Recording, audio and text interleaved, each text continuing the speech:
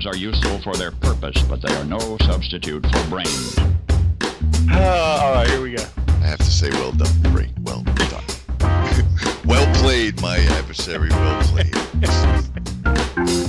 Phoenix isn't gay, but if he was, he'd pick Fremo. Oh yeah, he'd be living down there with you in the bunker, man. Woo! Once you go free, you always do the Z.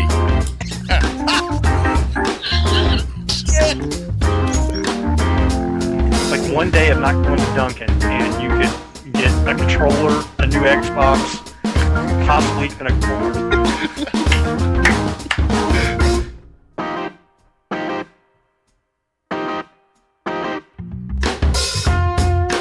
And now your hosts back from Dunkin' Donuts. Welcome to BGFG episode 511. I'm your host, Chris Phoenix, and joining me, as always, my brother from another mother, Mr. Free Mosey.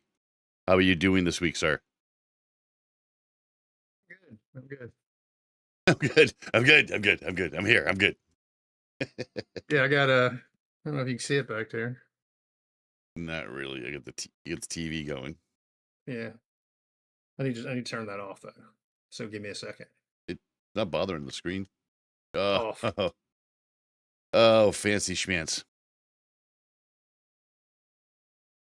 Look at fancy schmance. Look at him go. High tech. High tech. So how are you doing this week? Doing very well. Very well.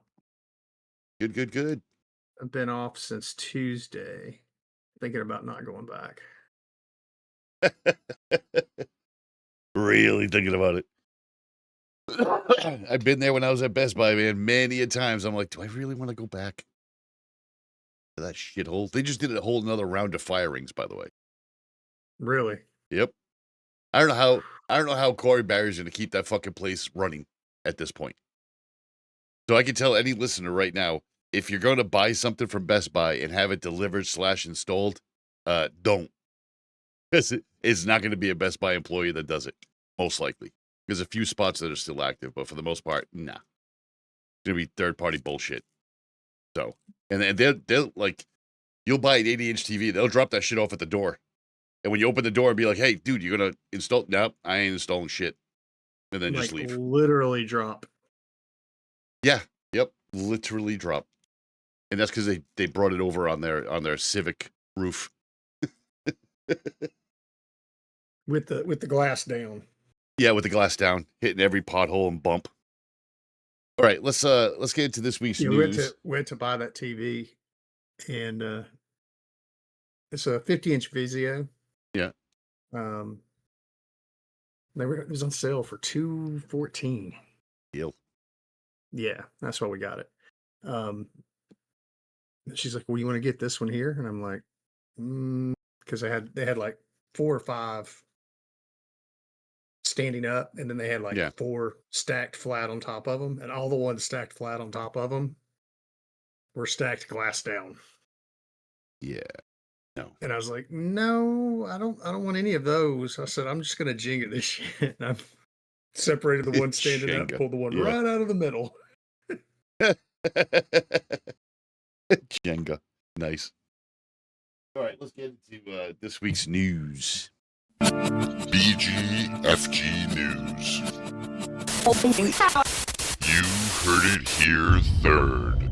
All right, so first up in this week's news, it's kind of, again, the world is a changing place.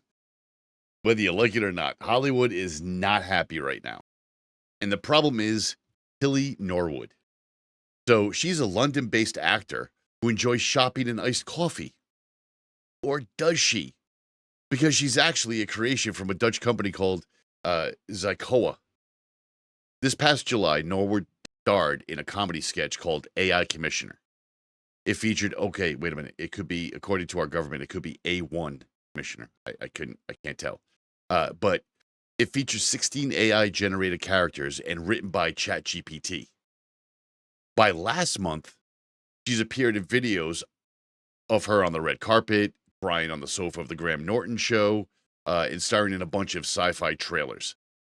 The company has even gone as far as getting the AI actress in contact with an agency to represent her. Which, is laughable unto itself. SAG, of course, has made a statement as well as several A-list actors. The argument is it's a character generated by a computer program that was trained on the work of countless other professionals. Then they went on to comment that the AI character doesn't have any real-world experiences to base emotions on. The concern is around actors and actresses losing their jobs to AI. Yeah, welcome to the club. Welcome to the club. How many more where things? were you when AI was displacing the rest of us? Right. And how many I more think things? the funniest quote I read in this whole thing was audiences aren't interested in watching computer generated content untethered from the human experience. Have you seen a Marvel movie in the last 20 years? A little bit of CGI man. going there and Yeah. not a whole lot of actual human experience. How many more things are going to have to be replaced by AI before we get the clue that this is a bad idea? I mean, I get it. If our society was set up like Star Trek, where everybody, you didn't have to really, there wasn't really any money involved or anything, then that's different. But we are nowhere even close to that. Not even close. And we're already at the point where AI is replacing so many different things. Us in the IT industry, that's a big problem because some of these higher ups are noticing that, some of these people in the C-suite are like, wait a minute, we can take all the call center away and just do robocalls. Or we can mix it up and put it into a third world country that'll pay peanuts. They don't do the job well, but who cares? Because nobody cares. You really don't know what to believe in anymore. We're investing heavily right now on AI to basically replace help desk support and like level 1, level 2 tech support. Yeah, it's a problem. And it's going to become a problem because if in that type of scenario, if you can trick an AI into changing your password, right? Which is some of the things we do every day. But if we have to change a password, if AI can be tricked to change said password, then that's going to be a problem because now you can get compromised at any given. I mean, I'm not saying that humans are better. There is some idiots out there, and social engineering is always going to be there. But if you can just blatantly call and fake an AI out, that's a problem. You can get administrator level access. It's not a good idea. Not a good idea. You really don't know what to believe anymore. Videos and pictures are mostly AI slop at this point. Can't tell you how many times I've been, sitting somewhere and pop on YouTube and it's like, well, that's not a real car. That car doesn't even exist. Or even actors and actresses. It's like that doesn't work. It's not a I thing. got so mad. I saw a headline for that Pontiac was roaring back to life with a 2026 Firebird. Yeah. I was like, oh, sweet. And I opened the article up and it's like all AI, like generated, Yes. like fantasy story BS. And I'm like, I saw one yesterday about the Chevy vans, the boxy type vans coming back, and they're doing conversions again. Now, for us in Generation X, there was a lot of us. My dad had several conversion vans, and that's what we went, summer trips. That's where I had 4 captain's chairs, had the bench that you laid down into a bed. Yes. And the little TV up front and VCR in the back that controlled it. And and they said that was coming back and it looked good. And I'm like, okay, that's not real. The way they articulated the wheel, I'm like, that's not a thing. But none of this stuff is like real anymore. And if you look, look at what happened to JP Morgan, which I think is a great classic example. I mean, here's a bank with hundreds of professionals who utilize AI, get things done and take care of menial or repetitive tasks. A lot of these big companies do that. And one little lady named Charlie Javis came up with a piece of software to help college students with getting financial aid because it could be, hectic. And you can just jump in and get all the financial aid that you need. Of course, like any other entrepreneur, that they get offered a larger company turn around and want to buy them out. And a lot of these entrepreneurs, they might love what they did. Oh, it's my baby. Oh, I did this software. Oh, I did that. Yeah, but when a company like JP Morgan walks up to you and gives you, a huge check, you're gonna cash out. I mean, we've seen it happen with Microsoft so many times. Apple too, for that matter. You know, I think it's great, and I really hate that the judge came down as hard as he did on her. To be honest with you, I did too because I mean, unless there was, and I haven't looked at the whole thing, but unless there was malicious intent on her part to overinflate. I knew you were going to see it the same way I do. I knew it. This is going to be on JP Morgan. They offered her $28 million. They offered her $28 million on a buyout. What happened was when she was asked how many people use the app, it's a great app. But when she was asked, she stated that it was somewhere north of 4 million people when it was actually about 300,000 people. And unfortunately, because of that, again, 300,000 people. Yeah. Clicking 10 times a piece, 12 times a piece, going back to the app.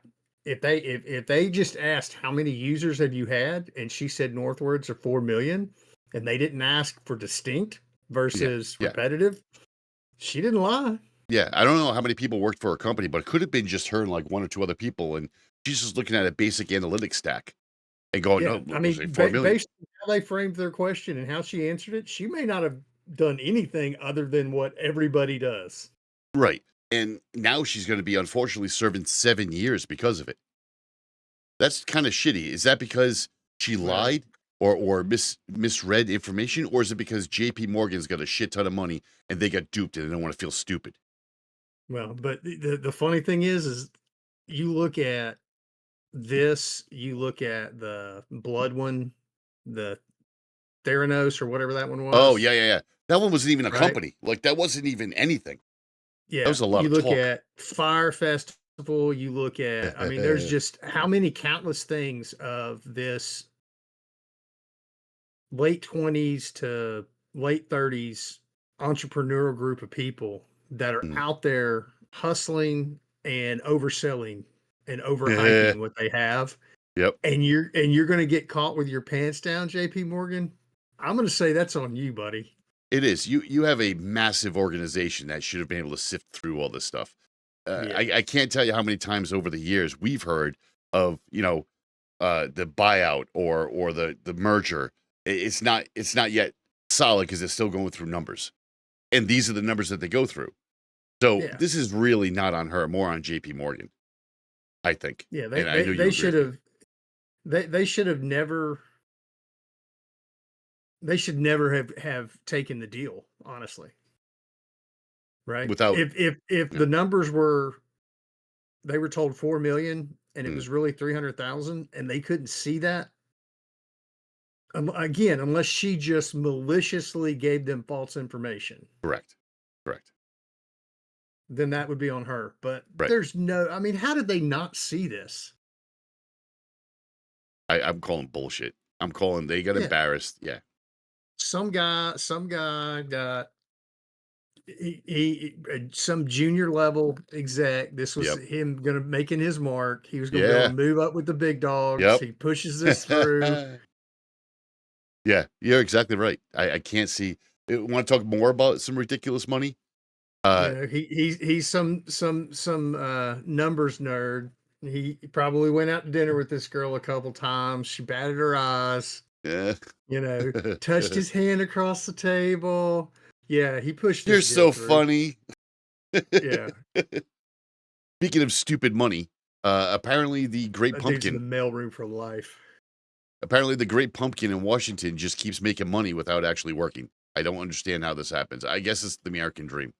I mean, he does work hard at making himself look like a tool, but I didn't realize that you could get paid for that.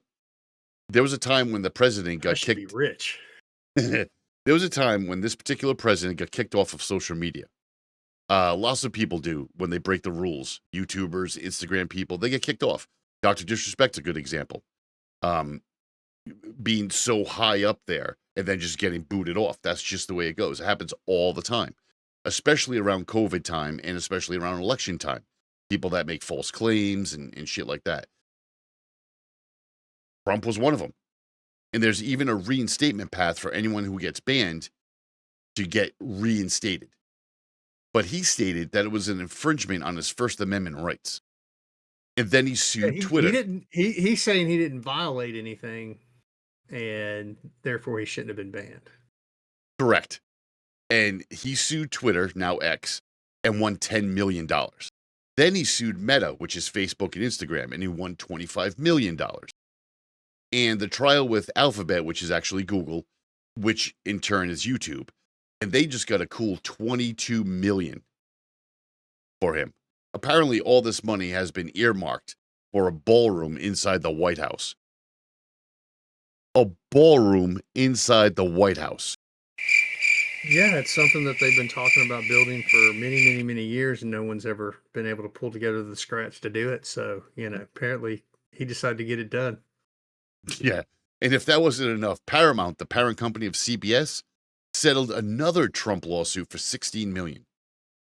Because the network apparently looked to confuse, deceive, and mislead the public during the election. Let's see if that ballroom gets built free or costs $50 million. I'm guessing it's not. I'm saying that even if it does get built, it's going to be extremely low cost. And he's going to pocket the rest of that money. What's really funny? Did you read the last sentence after that $16 million settlement? No. 3 weeks later, the FCC approved an $8 billion acquisition of Paramount by Skydance. Oh, that tracks. There's nothing shady there. So not only did they get hit with a $16 million payout, they were then bought out. It went really quick, too. Finally, this week for news, Meta. Oh, you little lamb. Zuckerberg has decided that he'd like to get back in touch with kids. Wait. Yeah. No, I'm going to leave that there. I think you said it right the first time. Yeah. Meta announced last week that they'll be moving their teen accounts across all their platforms in all countries. The teen accounts will have more restrictions than a full adult account. Now, this is on the push of the FCC 2 years ago that social media is unsafe. Well, no shit. And they wanted to make all these social media sites accountable. So Facebook created these teen accounts, and this will be on Facebook, Instagram, and Messenger, limiting access to inappropriate material and unwanted contact. Teens under 16 need parental permission to change settings. Teens under 16. Wait, so over 16 can just change the settings whenever they feel like it. But if you're under 16, if you're under 16, you have to get parental permission. This is the shadiest thing I think I've ever seen. They're going to be reminded to get off social media after an hour. They're going to go into quiet mode at night. Apparently, Meta has no idea how kids use their devices. 2 of my kids have that shit on all night with their significant others. Just kind of post it up so they're not sleeping together, but they're sleeping, with the camera on. They're also launching a school partnership program to let educators notify Instagram of bullying. Because, teachers don't have enough to fucking do. And they get paid peanuts anyway, but let's add another piece to them. If your school signs up for it, you get a cool badge that lets parents know that the school cares about your kids. The U.S. Surgeon General has actually come out and had concerns over mental health of teens and link it directly to social media. No shit. And this whole parents' consent thing on the platform is bullshit as well. How many of our listeners or our generation? You go back, and I don't even know how long ago this interview was. You'll know which one I'm talking about. You might be able to give a time frame to it. But Steve Jobs, when asked how his kids liked their iPhones, was like, "I don't use them. They don't have them. Yeah, they don't. That's they a don't fact. get them. Same thing with Bill Gates. Yep. It's like, no, my kids don't have their own this, that, and the other. No. Why? Because they knew. They knew beforehand. All of these tech people knew beforehand. The studies were done, and they knew what they were doing when they released Instagram the way they released it, because it gives you a dopamine hit. Yep. Right? I mean, they did the study. They know exactly what they're doing, and now they get caught over it. and they're all about, protecting the kids Yeah. and putting, in my opinion, these are still half-ass efforts. Oh, 100%. How many of our listeners and our generation have forged parent signatures or got an older sibling to help with age verification? There's no doubt that shit's going on right now. No doubt in my mind. I mean, unless you're literally having to the parents having to like thumbprint every time the kid wants to make a change, and they're having to bring the device to you to get biometrics off of you. And even that can be circumvented. So the best I've seen in my time, little bit of freaking pencil dust and a piece of tape, and you got your parents' thumbprint. the best I've seen, this is so ironic. The best I've seen out of all the years I was at Geek Squad was Microsoft's early iteration of parental control. Now, the reason why it didn't succeed was because it was the most annoying shit on the planet. Your kid comes home from school, you're at work. They locked it down, man. Right. So let me, for those who don't know, let me play it out. Your kid comes home, you're at work. Your kid comes home from school and wants to bang out their homework real quick. They can go out and play or whatever the case is. But you're at work. The kid goes to go onto a website for their social studies or their science or something, and for some reason it gets flagged, regardless of why. It gets flagged. This is long before ads were like just plastered all over it, but the actual site got flagged. It would send an email to you, which you then had a certain amount of time to authorize that the kid can go on that. Now they're just trying to get their homework done. You're just trying to not get in trouble at work. And you're sifting through these constant authorization emails, which is why it failed miserably. But like Fremo said, it was completely locked down. Yeah. That kid didn't go nowhere on the internet. They couldn't do jack. Now it's just strange and it's a wash. All right, let's get into this week's music, and then we'll get into some more fun stuff. This week's music, I picked something that just made me want to decompress earlier in the week, and I was like, you know what? That's a hell of a song just at the end of the week to listen to. So, or for those that are going to be listening on Monday to start your week off, and this is one of those songs you can download and just play whenever you're feeling a little stressed. This is from the Kinks. This is an older song. You might have heard that here and there, some of the Marvel movies, some other places, DC movies. This has been used a couple of times, but it's just one of those ones that just lets you decompress. It's from a band called the Kinks. Kids, if you don't know who the Kinks are, go look them up. It's worth it. The Kinks, this is called Supersonic Rocketship. And we'll catch you on the other side. It's about 4 minutes long. We'll catch you on the other side for some stick style and some tech news.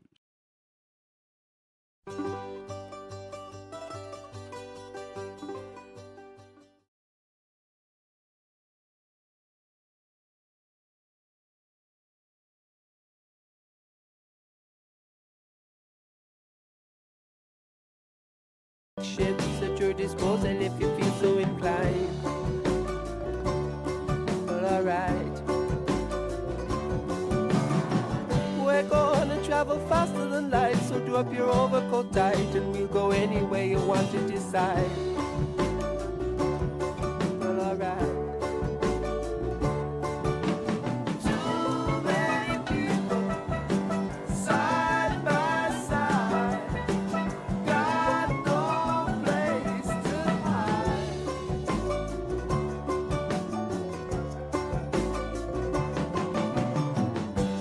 Supersonic rocket ship, nobody has to be helped, nobody needs to be out of sight. Oh, out of sight, man. Nobody's gonna travel second class, there'll be equality and no suppression of minorities.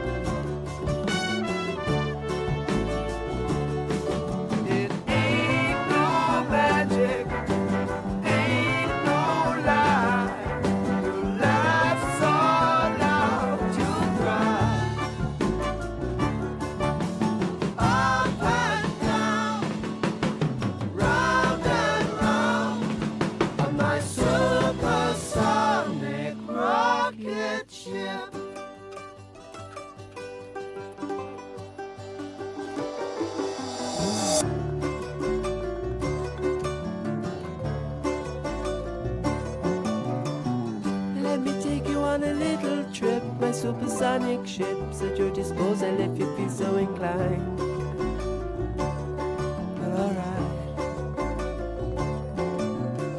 Nobody gonna travel second class, there'll be equality and no suppression of minorities.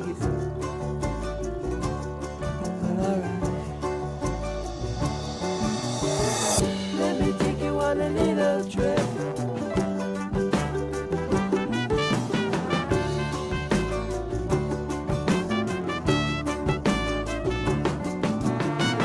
On my supersonic rocket ship.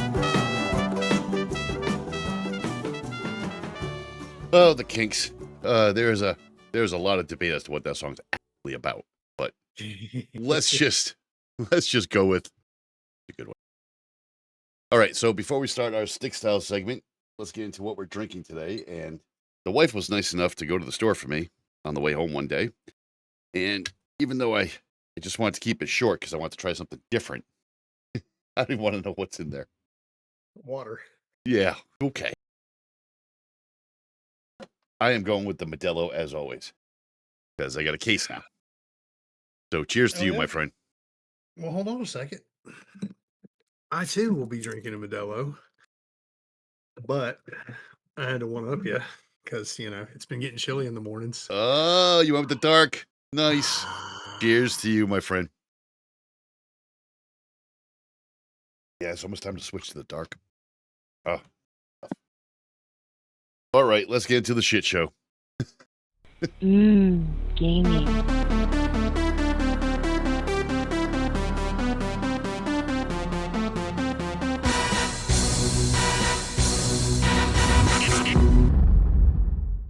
Well, listeners, it's the beginning of a month.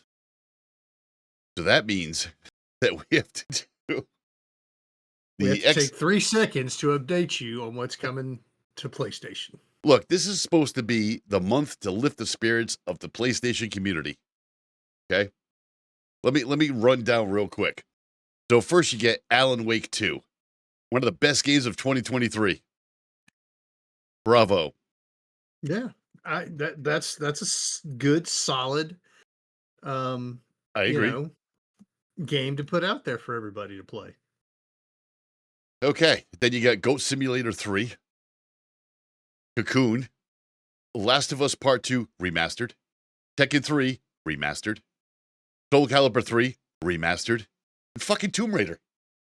We don't need another Tomb Raider game. I mean, I'm not dissing Tomb Raider. It started a lot for our generation growing up, but at the same time, I mean, it's Tomb Raider. Okay.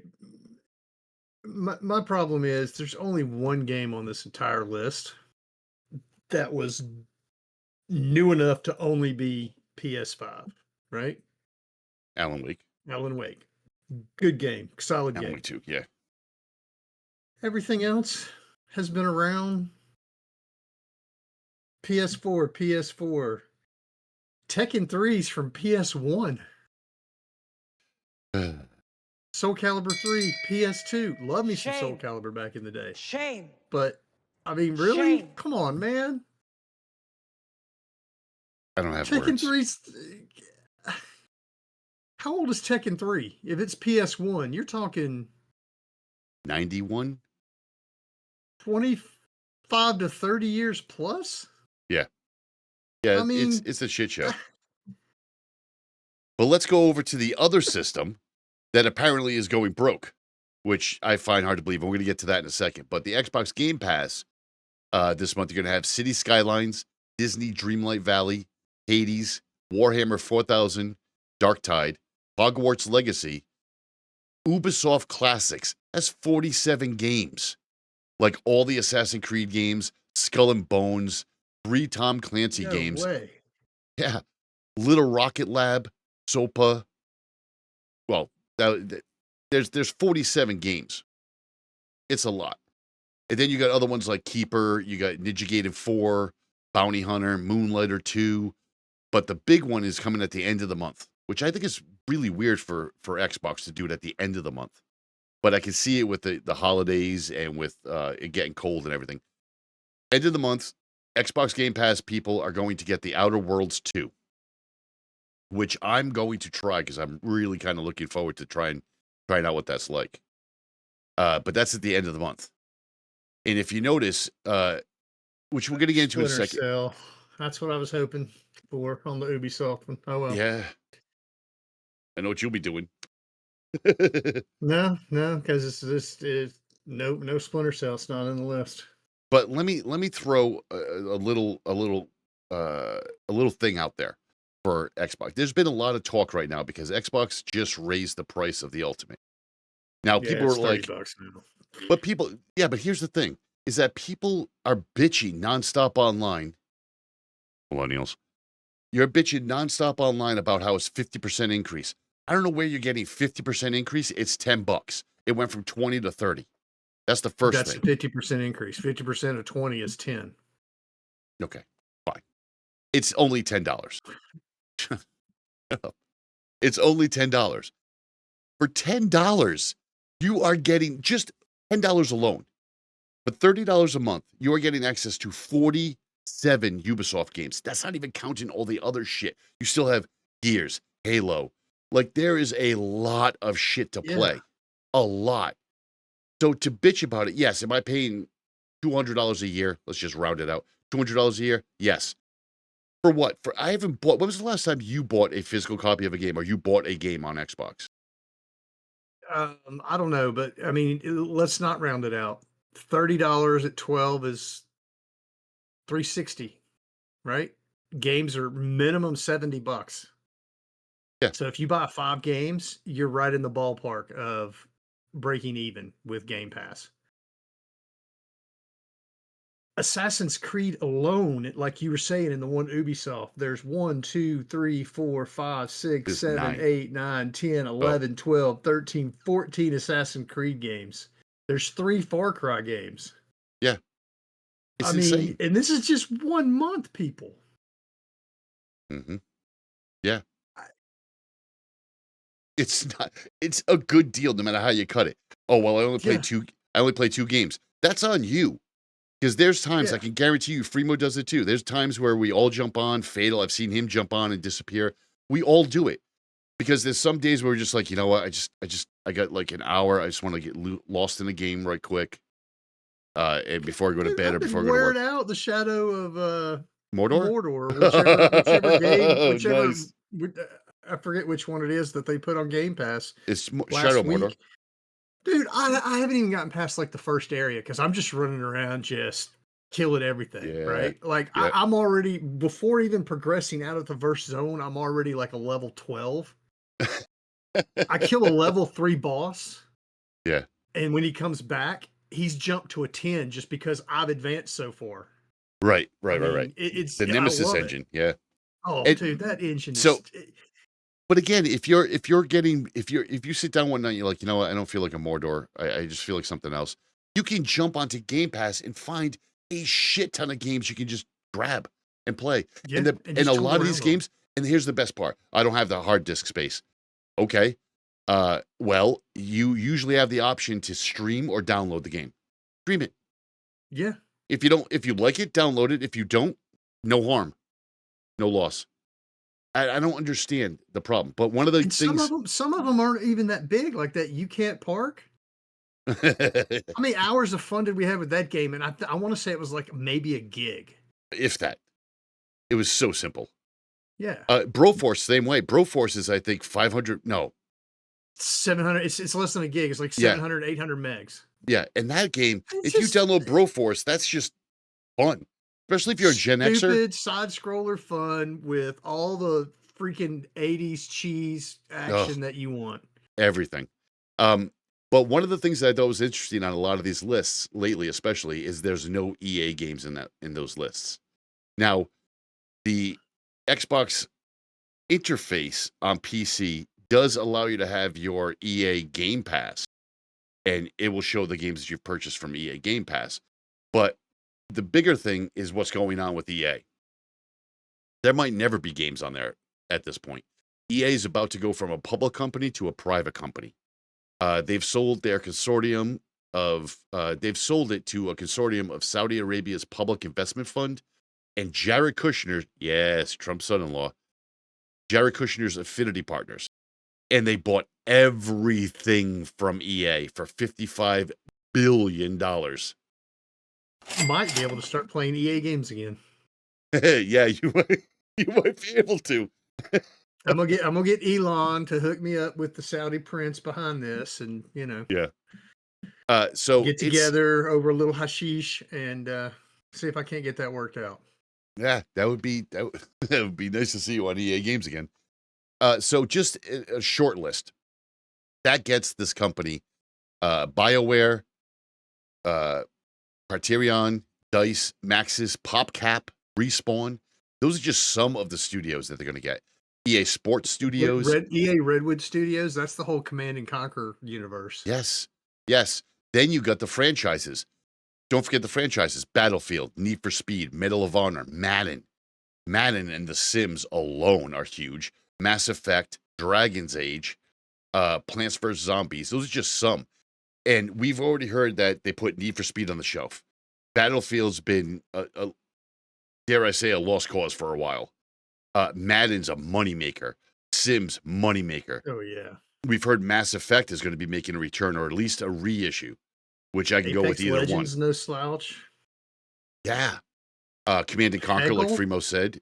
Peggle. We might get some new Peggle. Skate, which is the only Tony Hawk adversary out there, Bejeweled. Yeah. So there's a lot going on. And they also get the EA Play monthly service, which I know I belong to. The EA Play monthly service is going to be a cash cow for them too. There are some good titles there. But the real story, I think, is are we ever going to see those games again? Like the Need for Speed, like Mass Effect, which is probably why they shelved both of those. But you really need to step back, and this is the great thing. You really need to step back from this deal and take a look at Saudi's Public Investment Fund, or PIF. They've spent several years buying or investing into game companies. Monopoly Go creator Scopely, who then bought Pokemon Go. Fatal Fury's SNK company, 8% in Rising, stake in Nintendo, 3.5% in Take-Two, which is Rockstar, 2K, and Zynga, 2% in Activision Blizzard, 5% in Capcom. When you own stake like that, you can easily buy more. But I think they're strategically putting themselves in a position to buy one of these companies if they begin to struggle. So if SNK goes, yeah, I can't really do it, PIF is going to swoop in and be like, hey, we can buy this from you, give you a nice little chunk of change, and own all the rights to it. Yeah. I think that's where it really comes to light. There's a link in the show notes. You can check out a lot more of the investment stuff, but yeah, they're buying a lot of stuff. Even those little investments, I mean, you might be talking $4 million to buy 2% stake, but you have a stake. Yeah. Which is the really weird part. All right, moving Foot on. in the door. Yeah. But Two games. We'll see if this acquisition goes all the way through the end, because it's not final yet. It's gonna. You know it's gonna. I don't see how it doesn't at this point. Right, but right. Yeah. So 2 games dropped that are going to make me very happy over the winter months. Oh yeah. Yep. The first one is Tokyo Extreme Racer. The full version is now out. And for those that don't know, and I want to make this abundantly clear, we all met the entire Stick Style group. Is that what we bought Yes. last year? We bought the whole version. So I just need to grab the update, or am I buying it again? Nope. Update. Okay. And when you do the update, there should be the patch in there. When you download the update for the full game, it resets your car. Let's just fire it off and see. It resets the car. But they did do a patch that put your car back to the level it was. So you can be competitive again. But you may have to like restock your car with the parts. That's all. But now, here's what I want to make abundantly clear, and I've been holding on to this because we talked about it before in the show. The entire Stick Style group was founded on racing games, period. Project Gotham 2, MotoGP is where we all got started. Project Gotham 2, Need for Speed, Forza, Motorsport.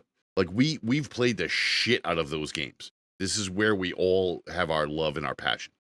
But over the years, it's kind of dwindled. Of course, the motorsport hasn't come out a lot. None of us really got into Horizon. Project Gotham's gone. No, I got tired. I got tired of watching more cutscenes on Forza than actually being able to drive. Yeah. God, that was so annoying. Yep. So Tokyo Extreme Racer has been around for a while. You might know the series by one of its many other titles. Shutoku Battle, Tokyo Highway Battle, Import Tuner Challenge is what most of the Gen Xers are going to remember. Street Supremacy, Highway 2000, Wangan Dead Heat. Genkai, the developer, not the accessories manufacturer, made literally dozens of games inspired by Japanese street racing scenes between 94 and 2006. I remember distinctly getting addicted to this game, and I can't remember which one. I want to say it's Import Tuner Challenge. But there was one of these games that I first got hooked on that, like, you would look at a Toyota Supra, but they didn't have the license for it. It was obviously a Supra, but they would call it, like, JZ 25 or something like that. It's like, oh, the JZ engine. I see what you guys did they'd there. They'd square off a fender or Yeah, something just enough that Yeah. they could go, look, it's not the same car. Right. So they did this from 94 through 2006. Then it abruptly stopped. Genki just stopped. The action only takes place at night in these games on the expressways and flyovers of Tokyo, which essentially is a ring and ring highway system in Tokyo or in Japan. And it's really simple. It's like there's just these gigantic off ramps that split into other sections of it. So the only races you do are head-to-head challenges against rivals that you happen upon by cruising on the streets or hanging out in the parking areas. And I'm not talking like streets like, oh, I got to take a left here, I got to take a right here. No, these are just a highway, 2-lane highway. That's it. And all you do is you go up to another car, and it can be a random car. It doesn't have to be a rival. It could be a random car. Like I once saw Like, you could be a delivery van and you Yes. pull up, flash your lights, and he's like, okay, let's do this. Hey, you ever wonder what the NPC mentality is? Like, I'm just trying to get this delivery done. Oh, you want to race? You get a GTR. Yeah, I'll do it. You beat them in seconds, but you get a little bit of cash for it. You flash your beams, and you both sprout health bars, and then it's a game of distance. As long as you can outdistance them. There's teams to race against, and I don't mean all at once. I just mean like, you're racing against Serious Professor, and he's part of the Rando team. That team consists of 5 people. And then once you beat those 5 people, the leader comes out to challenge you. Now, those 5 people that are on that team might be scattered all around this map. You don't know when you're going to come across them. And different skill levels, too. Yeah. Like I've done that where I went up against one guy, and I was like, well, that was easy. And then I'm driving around. Oh, here's another member from that team. Yeah, let's take them down. It's like, where'd he go? Yeah. So I reset the beta like 3 times. And once you finish with it, there's maybe, I want to say like 6 teams maybe, and like a couple of wanderers and a couple of bosses. And I beat all those, and I just waited until the full game came out. The full game is naturally out now, and I jumped back in, and right now I keep quitting the game, like hard quitting the game on Steam, so I can be left in that same spot, because this one guy that I keep racing, I get in front of him for, a couple of seconds, and all of a sudden his entire team shows up, and I got to race them all at once, which is a rarity, but it's very cool. And I don't know. You have wanderers. The wanderers are these one-offs that may only come out on weekends, or they're only on the road if you have neon lights. And it's perfect for, this game is perfect for zoning out and just listening to music. You're literally racing on a highway. That's it. Your car might be loose. Bring it back to your garage, tighten up the suspension. You might have gotten beat by somebody. Okay, let me add nitrous, or let me upgrade my nitrous. And all you have to do is upgrade the perks as you beat people, and everything counts. So if you race that minivan or that grocery getter randomly, you're going to get points for it. I know later on, I just kept racing some of the wanderers that I beat, And I just kept getting like a shit ton of money because I knew I could beat them. They were like 2 levels below me, and I just kept racing them over and over again. Like I'd race them, beat them, break, stop, pull over, wait for them to pass me again, and race them again, and I would make a shit ton of money. It's like money farming. But the game is absolutely perfect. Throw on a good radio playlist on Spotify or iTunes or whatever you get your music. Listen to that and just zone out and race. Just race. It is a perfect game for that. So that is one of those games that, yeah, it's go get it. It's like $30 and it's well worth it. The other game I wanted to mention that just dropped is Ghosts of Yohai. Ghosts of Yohai finally came out. I'll probably do an unboxing. I have the whole setup right over there. Packaging is beautiful. I played for about 15 minutes this morning. It looks phenomenal. It's really just Ghosts of Tsushima, just a almost like a gigantic DLC. Who the hell is jumping on? Is that you? Yeah. I'm about to play some Tokyo Extreme Racer. Live. Nice. That's awesome. No, I'll kill it. It's just so good. All right, so finally this week in gaming. Pre-orders for the ROG Xbox Ally X is out. Yep, that's the official name. The ROG Xbox Ally X. Those pre-orders start now, and it comes out October 16th.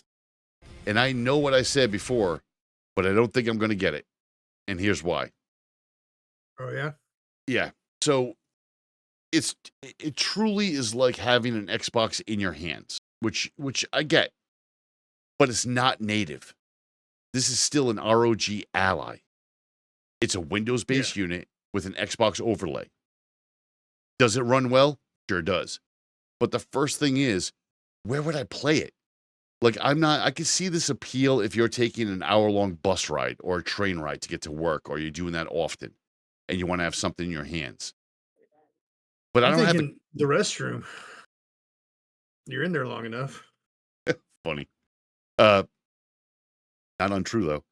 I don't have a case use for it. And because of that, the price dictates that. The Xbox Ally is $600 for the 16 gigabyte of RAM and 512 SSD version. $600. That's more than a standard Xbox will get you, right? The Xbox Ally X is $1,000 for only 24 gigabytes of RAM and a 1 terabyte hard drive. That's a lot of money for something you play sometimes. You know what I mean? Like, I really wanted to love this. I really wanted to get this.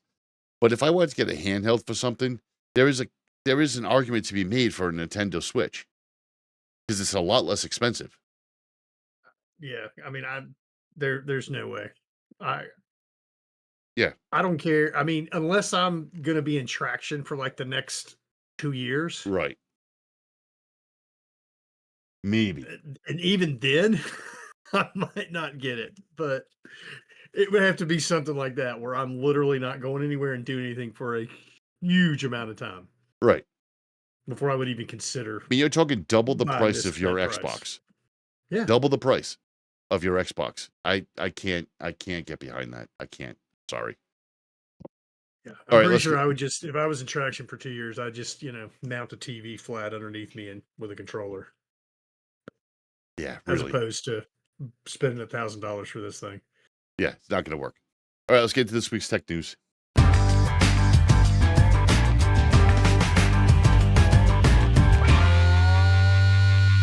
So first up in this week's tech news, DoorDash recently unveiled a cute robot for deliveries.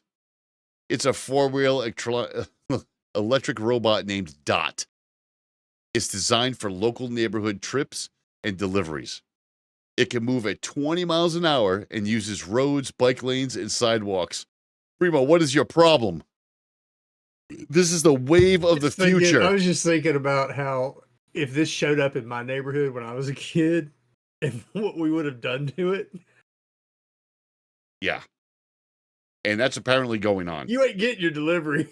I'm sorry. Right. I'm seeing this red thing going down the street. I'm going to stop it, put something in front to block it, and I'm going to rob it.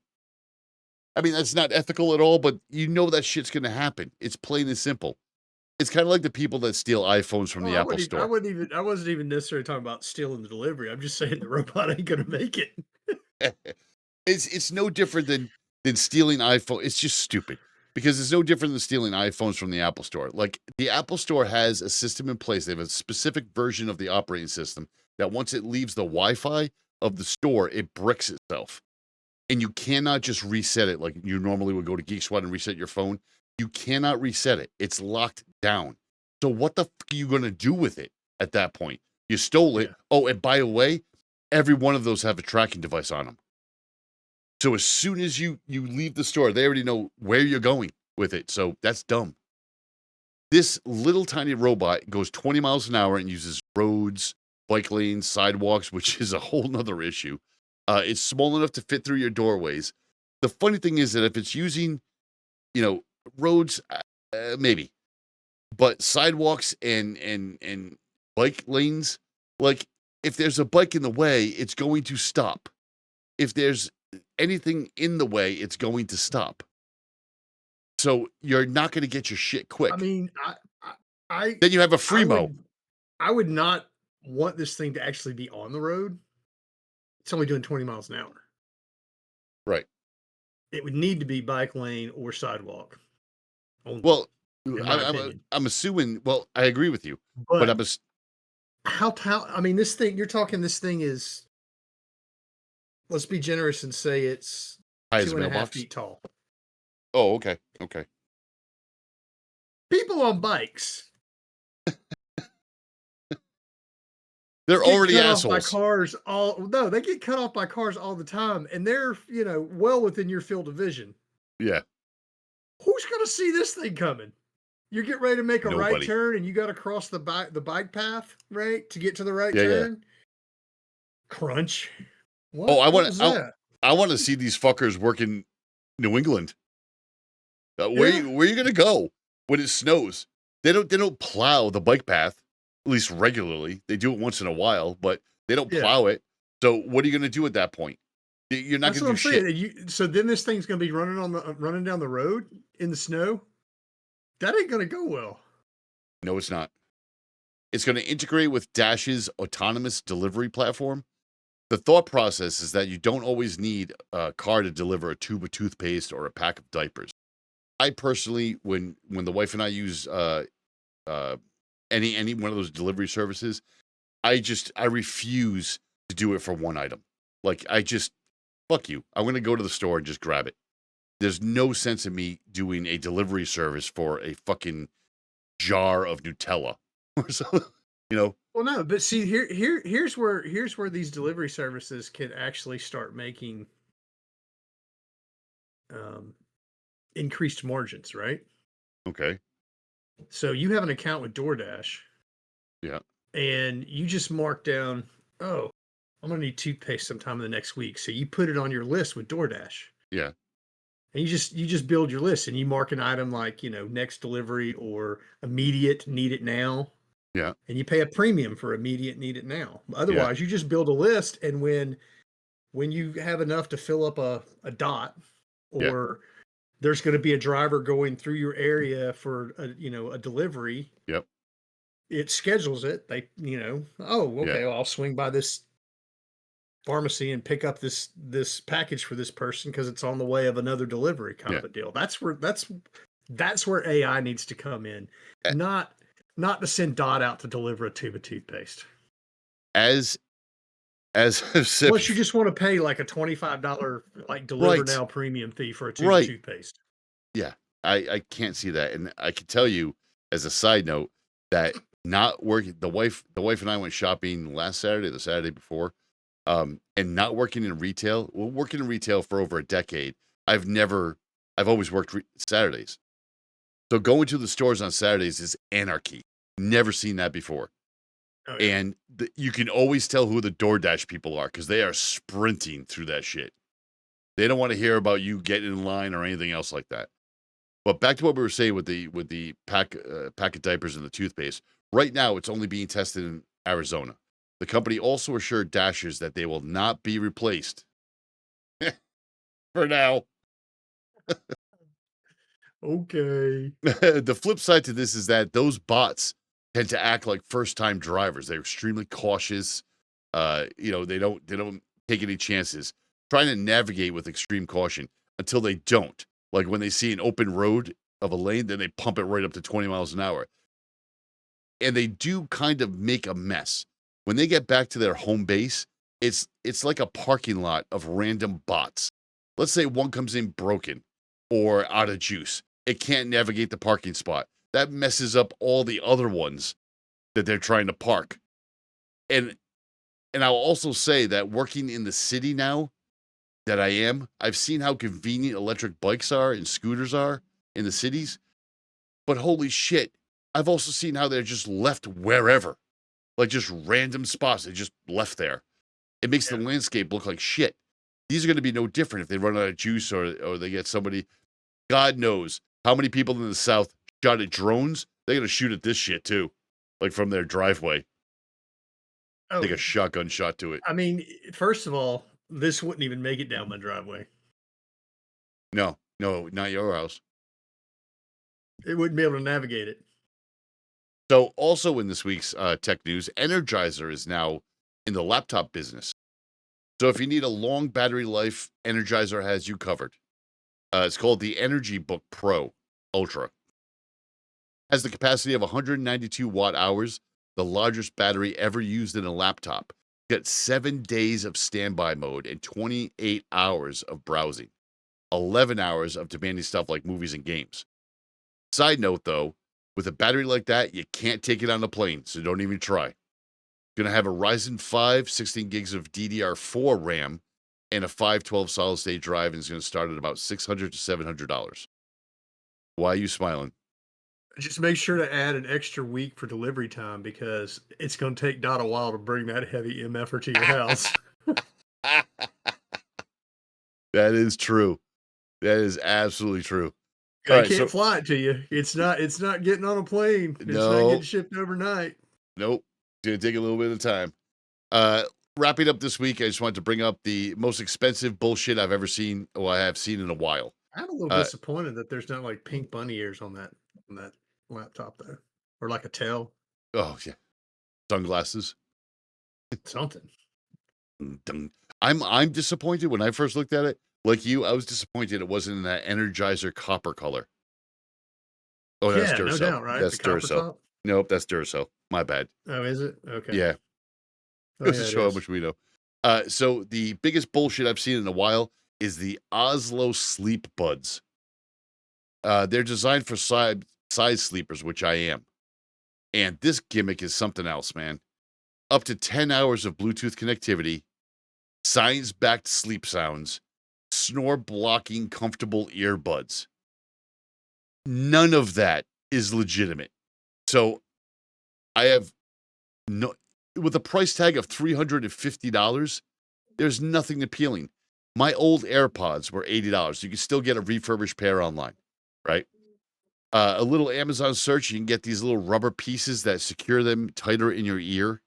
Whether it's the, I just recently bought memory foam tips for my AirPods, which are heaven sent. Like they just get in there and they don't drop. Yeah. All in, maybe you're at $150 after you make whatever adjustments and purchases you want to make. But the Oslo sit in my ears. They sit in your ears and don't hurt is their kind of claim. Okay, Raycon earbuds. They're my go-to spares. I have some here somewhere. Oh, they're there. I have Raycons right here. For backups. And I have a set upstairs. And again, you can buy other pieces for them, keep them in your ears more securely. The AirPods that I have now are game changing, and when you put those different ear tips on them, they really like kind of boost the performance. But the Raycons for $40, they have noise reduction in them as well, which can block whatever snoring you may have. And for $100, they have a sport model that is more closely molded to your ear, which helps them stay in longer. And there are 100 apps for scientifically proven white noise. So what the hell are you paying over $300 for these little shits for? They're not doing anything out of the ordinary. They're not doing anything new. Nothing. Oh, they're low profile, so that when you're sleeping on your side. Okay, are you sleeping on a brick? What kind of pillow do you have? Because I have never, ever had that problem. I get it. You know, it's uncomfortable. It's new. It's a new feeling in your ear. I get that. But you can buy low profile, like Raycons, that aren't sticking out the side of your ear. This is just a complete bullshit. I'd love to see their sales numbers, because I can't see how they're making any sales, really. Your thoughts? I've been scrolling through all the different stuff on this site. Yeah. There's some very questionable things on here. But the one thing I did see that I may have to get. Really? Yeah. What? Well, I mean, you have to scroll down quite a ways past the foxtail butt plug and all that stuff, but there's a Halo Needler replica gun.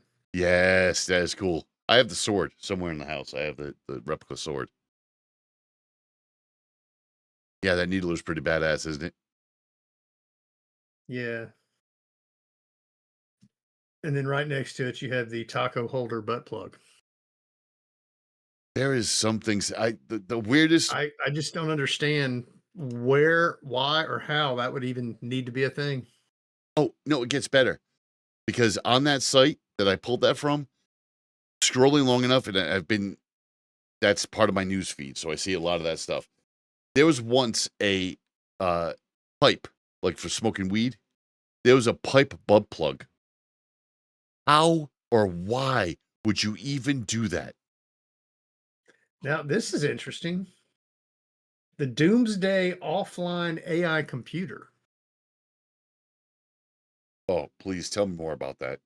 Survival sidekick preloaded with a powerful offline AI to answer critical questions without internet access. First aid, farming tips. It's a compact device and holds essential knowledge for any apocalyptic scenario. That doesn't sound bad. That doesn't It's like an sound bad. encyclopedia in a computer, right? I mean, Yeah. but you don't have to flip through and read. You just ask. Lazy fucks. You know, that's not a... All right. Do you have anything else this week?